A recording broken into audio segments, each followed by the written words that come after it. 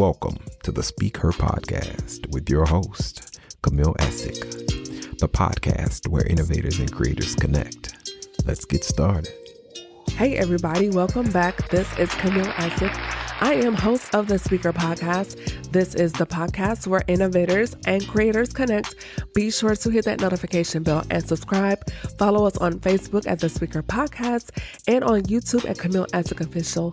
And if you think you would like to be on the show as a guest, be sure to send me an email at thespeakerpodcast@gmail.com. The month of February went by really quickly. I enjoyed my conversations as we started out the new season of 2024, sitting down with guests such as Olivia Simmons, Malika Holloway. We sat down with the Wilbins, also the Isabel stopped by, and we also had a conversation with Jason B. Allen. Now, if you happen to miss any of these conversations, you can go right now and catch the replay of those episodes of those conversations available on our YouTube channel. We are working to build our Facebook page, so beginning this month going forward, until further notice, the YouTube channel and our Facebook page will be the exclusive pages where you can catch the live episodes of the Speaker Podcast. We have some amazing guests lined up for this month. We are starting out the month of March with the one and only Seals the Man. The Bellingers are returning, as well as Prescott Mack, and we're closing out the month with the host of the Let's Rap podcast. March is Women's History Month, and here are a few firsts. So Misty Copeland, she is the first Black principal dancer with the prestigious American Ballet, and this happened on July 1st, 2015. Attorney and author Michelle Obama is the first African-American woman to become First Lady of the United States of America. Born in 1892, Bessie Coleman was the first African-American woman to hold a pilot's license. After a stint dancing on Broadway and in a variety of shows, including winning Dance Magazine's Debutante of the Year award in 1949, Janet Collins becomes the first African-American woman to perform full-time at the Met. Mary Jane Patterson becomes the first Black woman to obtain a college degree in 1962. 50 years later, Charlotte E. Ray becomes the first Black woman to obtain a law degree. In the 19th century, women were prohibited from getting licenses to practice law. Though Charlotte's career is not well documented, we know that it took an exceptional courage to break that barrier and to seek equality for Black women and opening the door for many others in the area of law and education. In the world of education, you all, Black Harvard, Princeton, and Caltech, and University of Chicago students are graduating at higher rates than classmates overall. According to Forbes, the reveal and the 6-year rates for Black students are much higher at Harvard and Princeton than they are for the overall body, equal to Ivy League sister school Yale, as well as other highly selective institutions like Caltech, University of Chicago, Johns Hopkins University, Case Western Reserve University, and Wake Forest University, which is here in North Carolina.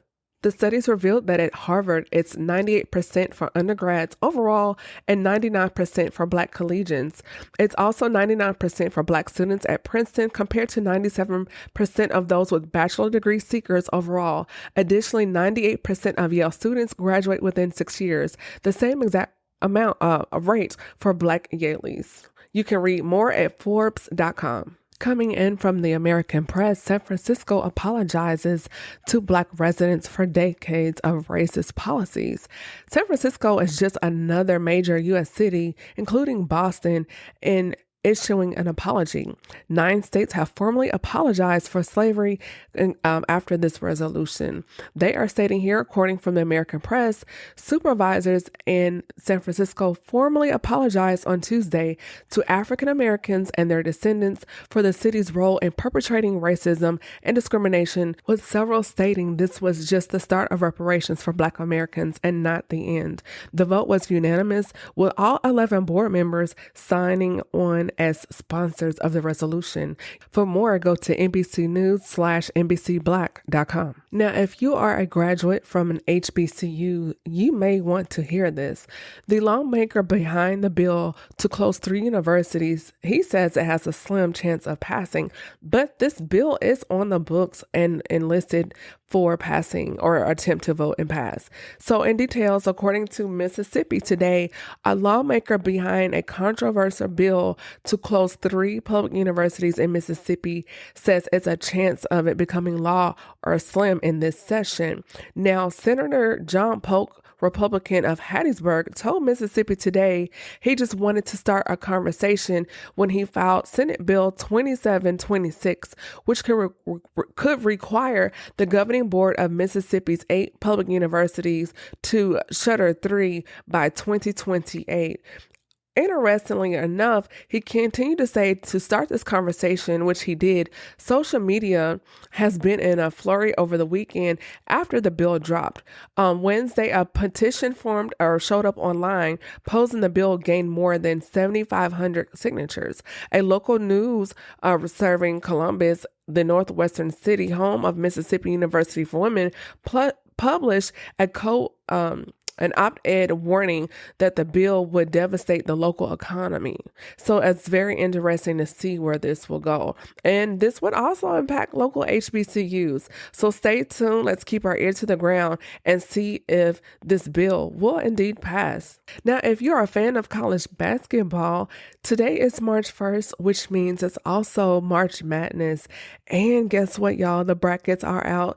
They are looking at the number 1 seed, Purdue, as well as other schools such as Utah State, UC Irvine, San Diego, Butler University, Baylor, High Point, Utah, Tennessee, and ranking as number 15 is Drexel. So I'm very curious as to say if you all are into the March Madness, the bracket making. I have done so in years' time.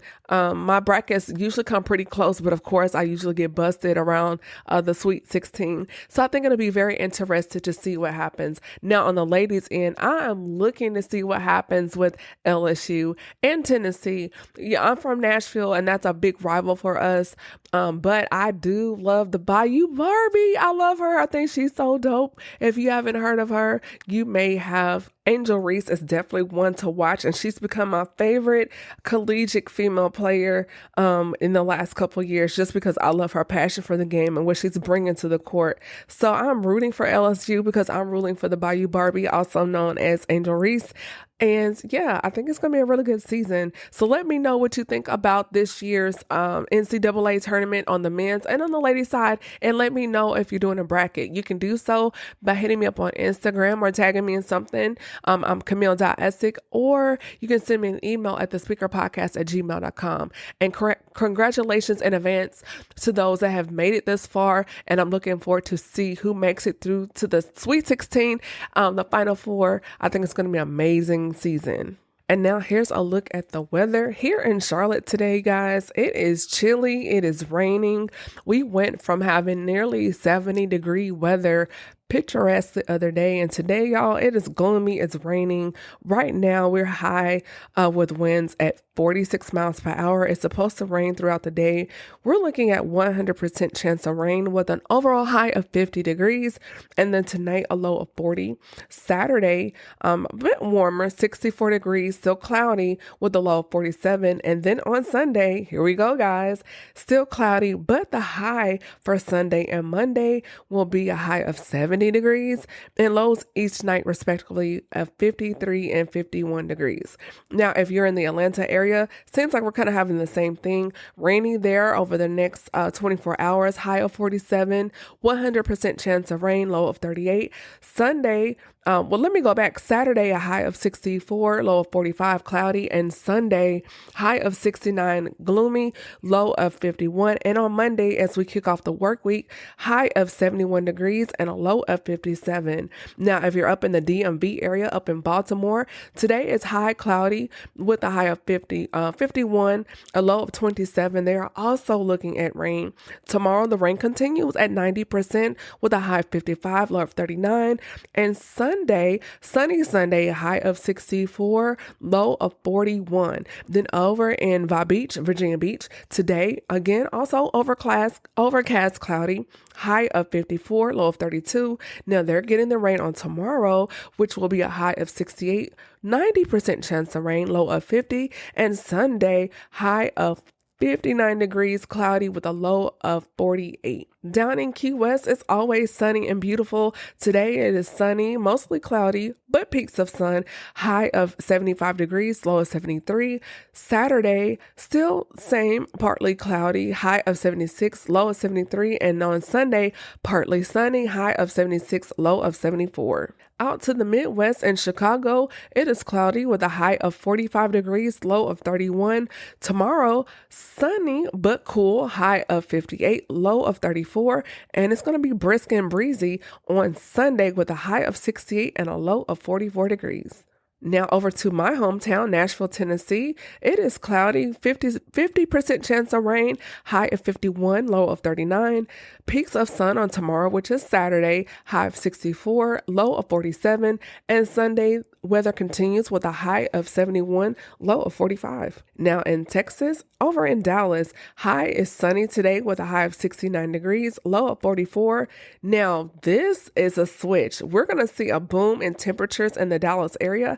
High of 81, sunny, gorgeous day with a low of 51 and 80 and partly sunny on Sunday, a high of 80 degrees and a low of 59. Woo, I love that.